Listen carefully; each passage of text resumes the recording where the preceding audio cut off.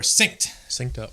Synced. Red leather, yellow leather. How now, brown cow? Yellow the Human leather. Torch was denied a bank loan.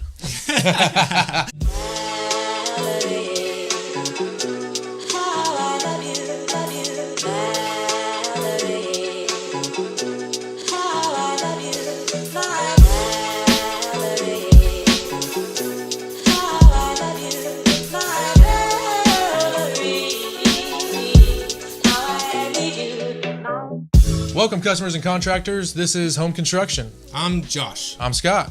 The purpose of this channel is to discuss residential construction. Basically everything else that goes along with that. Talking to people, prioritizing all your needs, tools, methods, techniques, whether you're doing it yourself or whether you're hiring somebody. We're gonna do our best to share some knowledge on that. We're also going to discuss just the general process of construction, as far as getting started, working through the whole process of your house being under construction all the way to the end and finishing up and getting everybody paid. Mm-hmm. Things to look for, things to not look for. I think we might even be. We replaced my hot water tank last week, and we might have a little something in store for that too.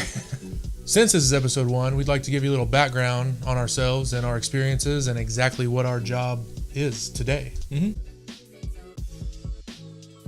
I'm a tile setter today, but starting out, I was slinging hammers like anybody else, learning the trades, learning home remodel, handyman stuff. I never worked in big commercial, jobs or anything like that. It was always handyman work and home fixing and painting and tile and all that stuff.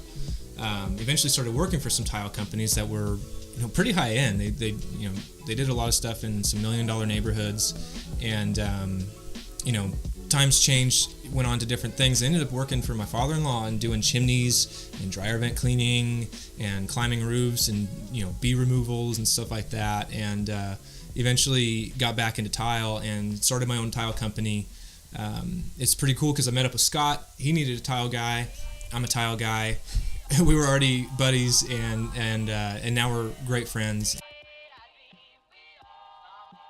How'd you get to where you are now? So I've been in construction now for a little over 13 years.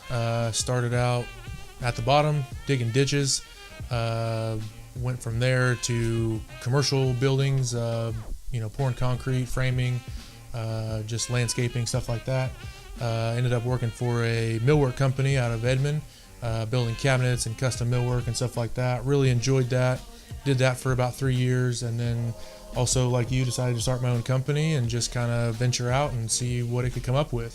I'm a carpenter by trade, so he's good too. Millwork, custom cabinets, trim. I got into custom furniture for a little while.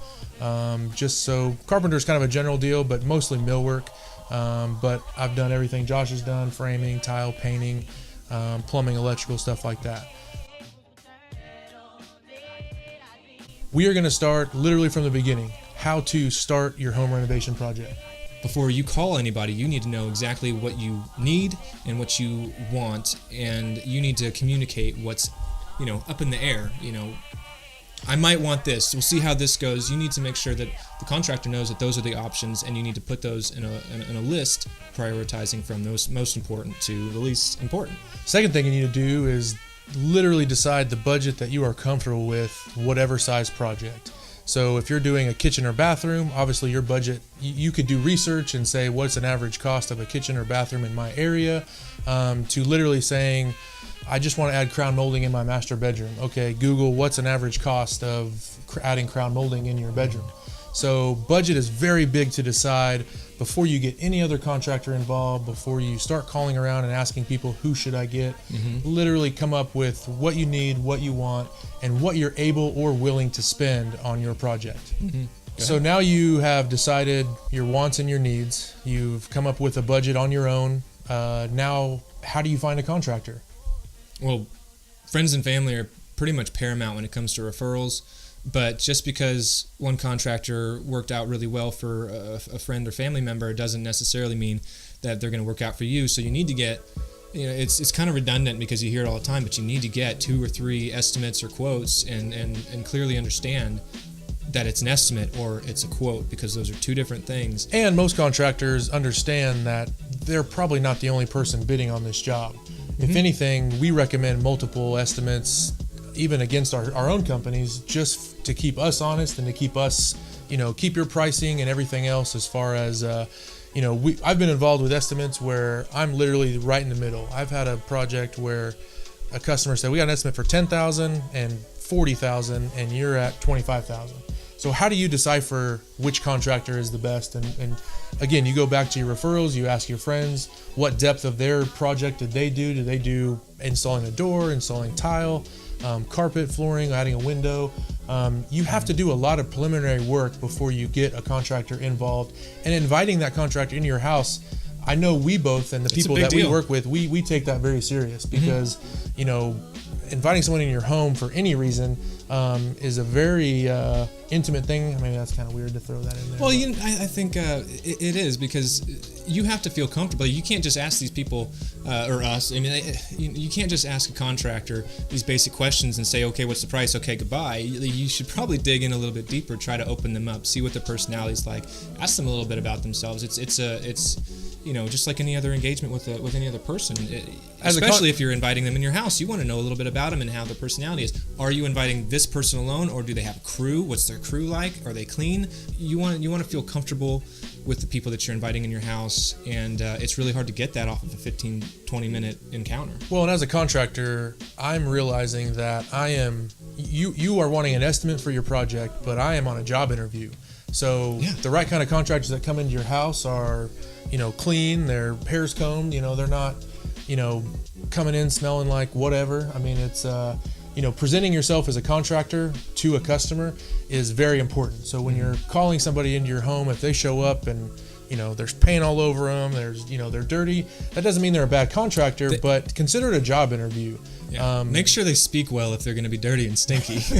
Make sure they have something to make up for that. But ultimately, as a contractor, we want you to be comfortable with us in your house. And that's a job interview. I mean, if you're about to spend a little money, a lot of money, whatever, a good contractor is taking that serious from the moment you call them.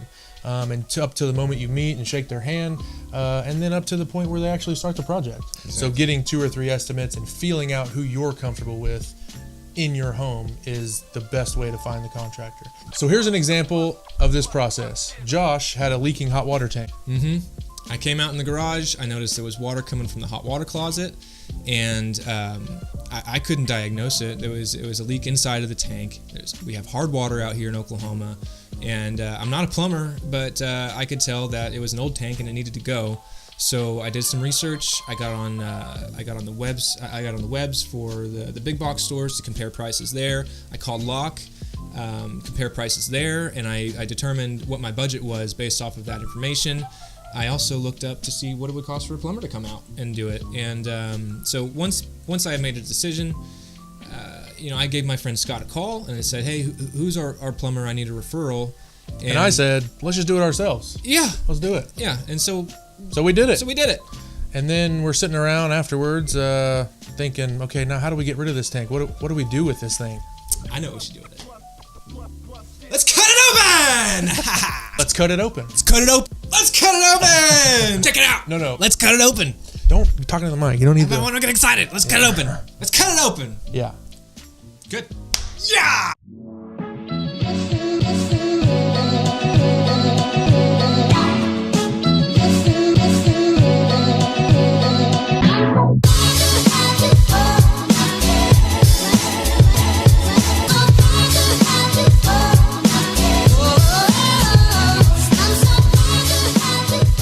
I'm putting you on the news. I'm putting you guys on the news.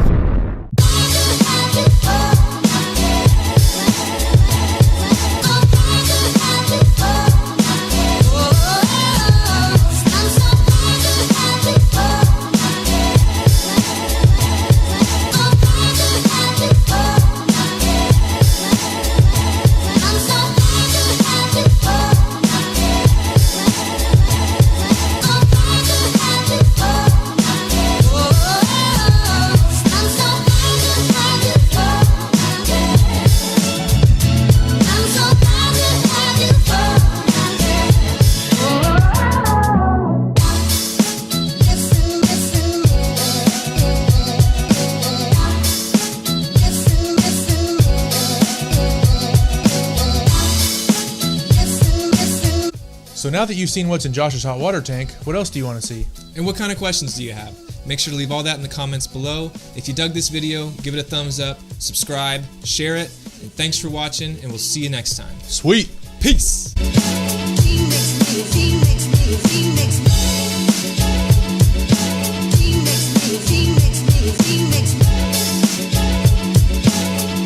Subscribe, Share the video. share the video. Thanks for tuning in. Yeah. Catch you next time. Time for I have this to write shit. it. I have to write it down. You're fine. We'll do it live. Do it live. Do it live. Fuck it.